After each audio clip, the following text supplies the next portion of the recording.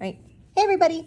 All right, so we're gonna look at media exploration for the material graphite pencils today. A graphite pencil is exactly like a normal everyday pencil, except they come in different densities of lead. So I have 3 drawing pencils right here. This one is a 4H. If I get that really close, you might be able to see that. 4H, HB, and this one is a 6B. All right, so first things first, you kind of want to know the difference between these pencils. And long and short of it is some of them are lighter and some of them are darker. So I'm going to take a box like so for each of these, and I'm going to give myself a little value scale going from dark to light for all of these. So that's what I'm going to do first. Label 4H and start shading it in. How you're going to change this for these guys is just through pressure. I'm going to press harder where I want it darker, and I'm going to press lighter where I want it to be lighter. The trick to making this look good, though, is making sure I don't end up stopping in the middle. I want this to get all the way to the end over here. Now, it's always easier to go darker. It's not so easy to get lighter again. So I'm going to come back over this way, and now I'm going to start on this side, and I'm going to start getting darker. I want my middle tones right about here. Make this side darker than it was, extend that dark out a little bit. So now it looks more like this. All right, and that's my little 4H value scale. Do another one for HB. I'm gonna do one more for 6B. I'm gonna do this off camera. You do them by pausing the video. All right, so what you might immediately notice after doing this is that 4H is the lightest and 6B is the darkest. That is very true. That makes this guy good for guidelines and anything that you need to erase. Because it's very easy to erase. Darkest one right here, the 6B, that's much better for things like shadows, but it is a lot harder to erase. An HB right here, that's essentially like your regular number 2. It will get you most of your light values that you need, but it will not get nearly as dark as a 6B pencil. All right, so in just a second, we're gonna go into some mark making and reverse drawing, but first I wanna show you this guy right here. This is a blending stump. It is more properly called a tortillon, but yeah, I would normally say tortilla, but tortillon, and it is cleaned using one of these pieces of sandpaper. You see that there's a little bit of dark smudgy there on the bottom. I can use a regular piece of sandpaper to essentially just grind that off the end. If you try and peel this apart, I promise you, you're just gonna end up with a long piece of paper that doesn't do anything. Now we use it the same way that you would normally use your finger to smudge this smooth, you use this instead. Always work from the light side towards the dark side, and just gently use little circular motions to smooth everything out. Now you can see this is really dirty, so I can clean it with the sandpaper. So going into mark making, I'm gonna use the 6B pencil for this just because it's gonna be easier for y'all to see on the camera, but you can use whichever pencil you like, and I encourage you to use more than one.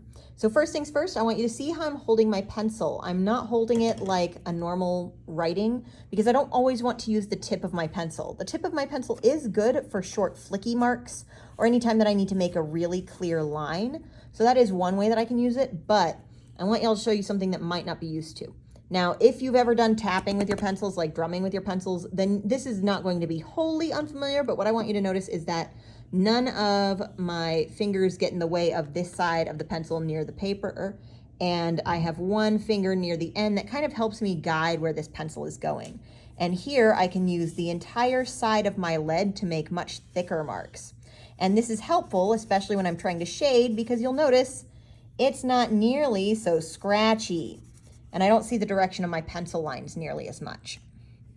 The other thing I want to think about in mark making is different shapes that I might be making with my marks. I might be making curvy shapes. I might be making more flat shapes, flicky shapes. I might be trying to get marks that are much, much smoother. I can make lines that are very bold. I can make lines that go over one another. I can try and make lines that are essentially little shapes here. I might try and make rough lines that are really jagged. I might try and make really smooth lines that don't bend. But you just kind of want to fill in this space with a lot of mishmashy, scribbly stuff. Whenever you are drawing, make sure that you're not just using your wrist. A lot of drawing, especially on bigger pieces of paper, I'm working on a really small piece of paper right here, you need long marks that go across a long distance. And whenever I'm doing long marks, I'm going to be focusing on moving my shoulder, not my wrist. So I'm going to do this one more time, and I want you to see my wrist right here. How my wrist isn't moving much because I'm moving my arm from my shoulder joint and from my elbow joint, not so much from my wrist. I'm not trying to draw one line like whoocha. I can't get a straight line doing that. It's not going to work.